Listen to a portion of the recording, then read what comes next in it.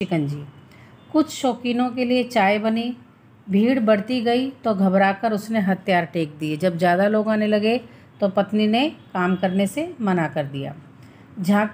झांकी देखने वालों का तांता बंधा हुआ था। लोग रेफ्रिजरेटर को देखने के लिए, तांता बंधना का अर्थ होता है एक के बाद एक चले आना। एक जाता था तो दो आते थे। बच्चों ने पहले से ही बोतलें इकट्ठी करके रखी थी। आटों में पानी भरकर रखा हुआ था। 8 बोतल थी, उसमें पानी भरकर रख लिया था, परंतु वे पल पल में खाली हो रही थी। पानी कैसे ठंडा होता? दिनेश ने छींटा छोड़ा। छींटा छोड़ना का अर्थ होता है कमेंट्स करना, व्यंग करना। अबे यह तो पानी को गर्म बना रहा है। मैं हंसकर बोला, भीड़ नहीं देखी, हम खुद गर्म हो रहे हैं। पानी रखे मुश्किल से 1 मिनट हुआ होगा। लकीर की फ़कीर बोली। लकीर की फ़कीर का अर्थ होता है रूढ़िवादी विचार वाली, जो पुराने विचारों को माने। बोली, क्यों बेटा, किस देवी की मानता मानी थी, हमें भी बता दे। उस औरत ने कहा, लेखक से कहा, बेटा तुमने किस देवी को तुमने पूजा करी थी या किस देवी को तुम मानते हो जिससे तुमको रेफ्रिजरेटर इनाम में मिला, हमें भी उसके बारे में बताएं। कुड़मगज ने सुनाया, भाई मैंने भी उत्तर लिख रखे थे, किंतु कोई आए और लेकर चलते बने। कुड़मगज का अर्थ होता है कुड़ने वाला, जो अंदर अंदर जले। मैंने भी उत्तर लिख रखे थे, लेकिन कोई लगता है मेरे उत्तर को लेकर चला गया। मैंने फिर दोबारा दिमाग पर जोर नहीं डाला। लेखक ने ज़्यादा नहीं सोचा इसके बारे में। उनके साथी ने पूछा, कहीं अरुण तो नहीं उठा लाया? अरुण मतलब लेखक।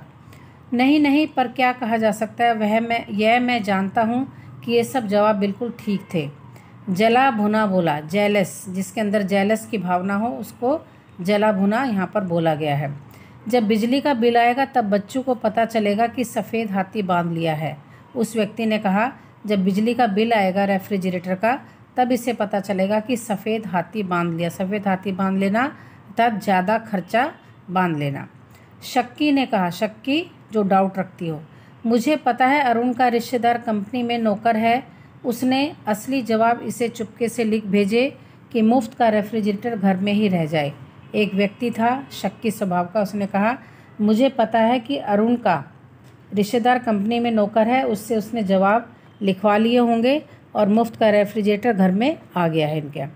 एक तो लगातार लोगों का आना परेशान कर रखा था, दूसरे इस जली कटी होता है खरी खोटी सुनाना, कांटों में डंक का काम किया। एक तो लोग परेशान कर रहे थे, ऊपर से लोगों के कमेंट सुनकर ऐसा लग रहा था जैसे डंक चुबा दिया हो। हम दोनों बिलबिला उठे। लेखक और लेखक की पत्नी दोनों परेशान हो गए। एक बिगड़े दिल ने हेमंत को पुचकार कर पूछा, क्यों बेटे तुम्हारे एक बिगड़े दिल ने हेमंत को पुचकार कर पूछा, क्यों बेटे तुम्हारे पिताजी कितने दिन पहले मुंबई गए थे? उसे निश्चय था कि मैं मुंबई जाकर इस रेफ्रिजरेटर के पैसे दे आया हूँ और अपने नाम के लिए इसे लॉटरी में जीतने का अनुबंध होता है समझौता, कर आया हूँ। एक व्यक्ति को क्या शक था कि एक बिगड़े दिल को शक था कि मैं मुंबई जाकर इस रेफ्रिजरेटर के पैसे देकर आ गया हूँ और अपने नाम की लॉटरी जीतने का समझौता करके आया हूँ। बच्चों को इन झगड़ों से क्या, वे हंस कर अपना रेफ्रिजरेटर सबको दिखा रहे थे। हेमंत बोतलों से पानी पिला रहा था और अमिता खाली बोतलें भरकर लगा रही थी। खैर, राम राम करके उस दिन के टंटे से तो पीछा छूटा। टंटा होता है झंझट, लेकिन आगे क्या आने वाला था उसका हमें आभास भी ना था। आभास का अर्थ होता है अनुमान। शांति बुआ ने शुरुआत की। उनके हाथ में एक ढका कटोरा था। आवाज़ लगाती चली आई, ओ बहू कहाँ है, ज़रा इधर तो सुन। कल के भंबड़ का अर्थ है शोरगुल से आज की शांति बड़ी प्यारी लग रही थी, इसलिए हम दोनों का मूड ठीक था। पत्नी ने बड़े स्वागत से उन्हें बिठाया। बैठिए बुआ जी बैठिए, अजी ज़रा बोतल से पानी भेजना। बुआ जी बड़ी जल्दबाज हैं, ठंडा पानी पीकर उठ गई। बोली, चल रही हूँ बहू, अभी चूल्हा नहीं बुझाया, यह आटा बच गया था, गर्मी में सड़ जाता तो मैंने कहा तेरे रेफ्रिजरेटर में रखा हूँ, शाम को मैं मंगा लूँगी। बुआ जी जो आई थी वो आटा लेकर आई थी, गर्मी में सड़ जाता इसलिए उन्होंने लेखक के घर में रेफ्रिजरेटर रखने का सोचा और यह बोलकर गई कि मैं शाम को मंगा लूँगी। पत्नी का दिल बाग बाग हो गया। बाग बाग का अर्थ होता है प्रसन्नचित हो जाना। शब्दों में मिश्री घोलकर बोली। मिश्री घोलकर बोलना, मीठी मीठी बातें करना। बुआ जी आप चिंता ना करें, मैं शाम को हेमंत के हाथ भिजवा दूंगी। लेखक की पत्नी ने कहा कि मैं शाम को हेमंत के हाथ जो है भिजवा दूंगी। कटोरा ले लिया गया और रेफ्रिजरेटर में रख दिया गया। उसी संध्या को लाला दीनदयाल पधारे। उनके हाथ में मिठाई का एक बोइया था। बोइया का अर्थ होता है दोना, जो पत्तों से बनाया जाता है। गुस्से के मारे वे पहले दिन नहीं आए थे, इसलिए उन्हें देखकर मुझे दुगनी खुशी हुई। सोफे पर टिकाते हुए बोला, कहिए लाला जी अच्छी तरह से। सब भगवान की कृपा है, तुम तो ठीक ठाक हो, लाला जी ने कहा। आपकी दया है, लेखक ने कहा।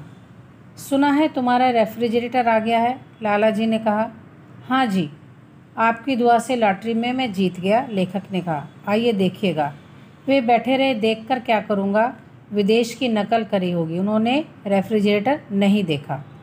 मैं चुप रहा। पत्नी के कानों में बच्चों ने भनक डाल दी कि बगल वाले ताऊजी आए हैं।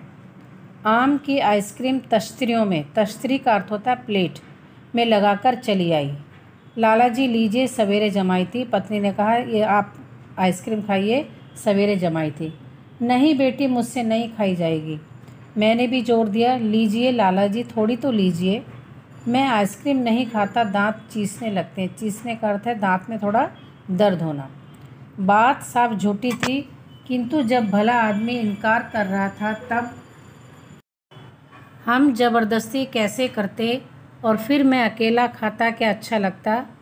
हमने लाला जी को ज़बरदस्ती आइसक्रीम खिलाने की कोशिश नहीं करी और लेखक ने बोला कि मैं अकेला क्या खाता। विमला इसे ले जाओ, बांट दो, नहीं तो पिघल जाएगी। मोहल्ले में समाचार उड़ती बीमारी से भी तेज फैलते हैं। हमारे फ्रिज का यह उपयोग पता चलते ही फिर लाइन बन गई। जब लोगों को पता चला कि इनके यहाँ फ्रिज है, ठंडी सामान जो है ठंडा रहेगा, ख़राब नहीं होएगा, तो ये समाचार जैसे बीमारी, उड़ती बीमारी का समाचार फैलता है, ऐसे ही लोगों में फ्रिज के आने का समाचार फैल गया। कोई रोटी ला रहा है, कोई पराठे, तरह तरह के साग, नाना प्रकार की मिठाइयाँ।